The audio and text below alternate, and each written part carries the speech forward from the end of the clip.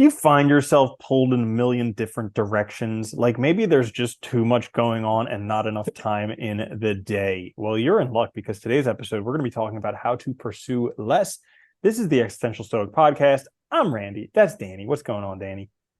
What's up, Randy? Danny, do you ever get overwhelmed with the number of things to do and not enough time? Yes.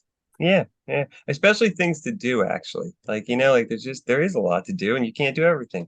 You gotta be choosy. It's That's hard. the worst part of it is that you can't do everything because I try my darndest to do everything and it just gets me I into a know. tizzy. It Uh, is hard. well, Yeah. fortunately, today we're going to share a few quick tips for how to pursue less. So I will go first. And this is one that I've started to practice and it's the hardest thing ever, but it's a practice, you know? So Yeah. it's Not getting perfect. it's stop when you feel rushed. Like Mm. whenever I get rushed, my inclination is to rush faster, because I think like, oh, I need to get a bunch of stuff done. I need to be somewhere. I need to do something. I should do it faster.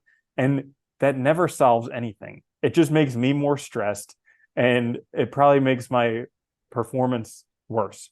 So I was gonna, it does, right? It totally tanks your performance and like your ability to think because you're stressed about everything else, you know? yeah, I mean, there's that saying, slow is smooth, smooth is fast. But Yeah. it's the concept of when, like I heard someone say that like sometimes when he was really busy, he would just take the day off. And it's just like the most counterintuitive thing ever. But it probably works for a reason because yeah, something's not right if you're that busy. Because guess what? The world was doing fine before you. It'll do fine after you. It really doesn't matter what you're up to. That makes me feel better because I do that sometimes. That's When great. I'm really stressed and really busy, I'll take an afternoon off because I'm like, this is too much. And then like usually when I come back, I think it's because I everything feels so rushed and stressed. When I come back, things are clear and it's easier to get done. It's weird. It like Mm, works really well. It like gives you a chance to like decompress or something. You know, because you mm, get stuck in that moment of like, gotta get stuff, gotta do that, gotta get there at this time, gotta do that. And it's like really, yeah, everything's gonna be fine. Everybody's doing fine without you. They'll be fine without you. It's okay, you know? mm. Yeah, really. When you're in that, you're like stuck in a rut, which is really just a grave with two ends open. Yeah, basically. I like that. It's good. It's like tunnel vision. It's all it is. That's a good one. My first one is stop external comparisons. I think this is like probably the best thing I think anybody can do for themselves for like, and it's hard. It is really hard because I still do it and I've been trying so long not to do it. But like, we all get like, you know, most people have gotten jealous of others that they know because they're doing something that they wanted to do or they're doing well at something they wanted to do or like looking at like social media and like wishing you had all this crap and like it's just it just creates negative feelings and depression. It doesn't help you get anywhere. It doesn't motivate you. Instead, look at how well you're doing, compare it to yourself, and look at how you're moving forward. It's a much better gauge of how well you're doing. And you actually see progress instead of you're always behind. When you look outside, there's always gonna be something better. Mm. Always. Yeah, that's a great one. I mean, we live in a time where it's so easy to compare yourself with a million other people who are literally the top one in a million of, Yeah. it's crazy. Whereas if you actually look around in your physical environment, it's like, oh, you know what? I'm doing pretty good. Yeah. Like I Yeah, remember back when you were talking, I remember when I was back as a kid and it was like, you would see a couple people on TV who were like cool. There was like Arnold Schwarzenegger and it was like, yeah, be as strong as him, or Uncle Jesse from Full House, be as cool as him. yeah. But it's like there were two examples. Now it's just nonstop. Like you start going down this rabbit hole and you just find more and more and more reasons to be discontented. Yeah, it's true, right? And it's like it's crazy. And it just makes you just unhappy. It doesn't help anything. Like if anything, I think it's the most demotivating thing in the world because you figure like you'll never get there. It's Mhm. funny, even people that were like the top, like Einstein, even in his older age, he became like he was like he was starting to argue for things that were old and no longer, he was like outdated. It Mhm. happens. So Yeah, I was actually surprised when I saw the Oppenheimer movie how he was like an old relic in that movie and they kind of just like brushed him off. yeah, Crazy. it's crazy, right? Yeah. So my next one for how to pursue less is minimalism. Get rid of your junk. This because they say free your mind and your butt will follow or something like that. Uh, but it is because we think that we're in such the habit of thinking that our mind is disconnected from our body, disconnected from our spirit, from our environment, all these different things. Well, Yeah. guess what? They're all interconnected. And so, like, if your environment's a mess, if you have a bunch of junk, it's going to clutter your mind as well. And you're going to be doing, I mean, if you have a million things that you have to take care of, it's going to be really hard to pursue less because you have to take care of all these different things that you have. For anyone who hasn't gotten into minimalism yet or is looking for a place, there's a really good book called Goodbye Things, because I read a whole bunch of books on them. I thought this one my favorite, my preference. So if you're looking for That's one, good. that's a good one. Yeah, minimalism is helpful though. I was saying before, it's like I feel I have less now than I've ever had in terms of stuff, and it's like the best I've ever felt in relation to that stuff because it's stuff that the stuff I do have is stuff I really need. It's not like a bunch of crap.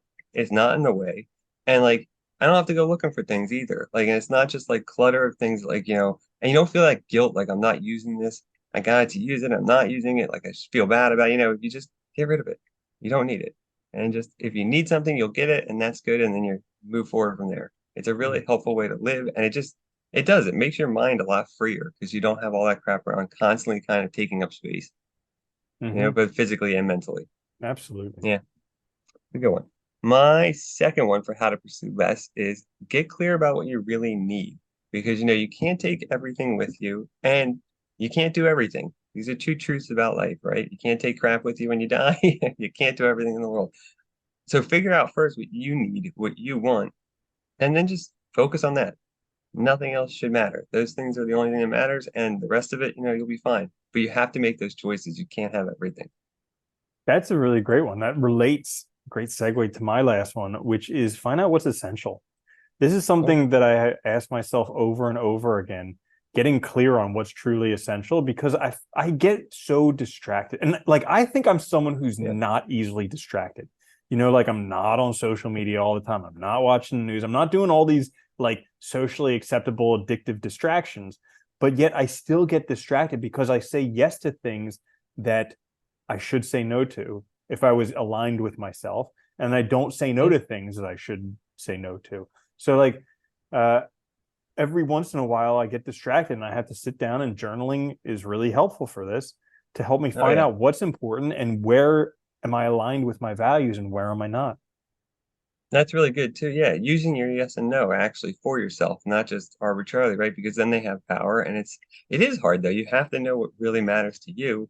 And then when you're doing things that align with yourself, you just feel better because it's like what you actually want to do. It's not what somebody else wants you to do. It's not just, it's not like arbitrary obligations. It's like what matters to you the most is being done because you can't do everything. We all know this, but we try. And it just makes life way too hard because then you have no time to do anything, right? At least. Mm-hmm. I think my last one is, and I think this is important, is pursue experiences, not stuff. Because I think we have this inclination, especially like I know like a lot of people, especially in like the US, when you're upset, you buy new stuff or you get more things. And it's like there's like you get a slight burst of joy for like a moment, but that's it. But like they've done studies that show like when you do like new experiences and try things out, like those memories stay with you. And because memory changes over time, you actually get to like relive it over and over and get more value out of it over time. Plus, you kind of expand your perspective. You see new things, you try new things, and you never know what you're gonna like find that might really align with you actually and make like your life better. That's a great one. I also heard that when you pursue experiences, you value it higher than things because things are very easy to compare. Like you can look at your car and very easily compare it with your Yeah. neighbor's car and be like, this wasn't good enough. But if you have, this great vacation down in Mexico, very hard to compare that with a yoga retreat that your friend had in South America. It's like, well, we both enjoyed. So Oh, how do we compare? exactly. That's a good point. Yeah. Yeah. It's a really good one. Yeah. Just there's no way. So you just have your own experience of it, your memories, and that's what matters. Yeah. Mm-hmm. I Bingo. like that. So there you have it. How to pursue less. Very simply. I think Yeah. we answered all the questions on that one. There's no more. Yeah. So, anyways, this is the Existential Stoic podcast. If you enjoyed this episode, make sure to like, share, subscribe. Give us a review on Apple Podcasts, particularly if it's a good one. And we'll Or see you. only. Yeah, I know, right? We'll see you next. You may not know it, but they're like gold to podcasts when you give Yes. a good review, specifically on Apple Podcasts. But anyways, thank you so much for listening. We'll catch you next time. I'm Randy. That's Danny. I'll see you later, Danny. Later, Randy.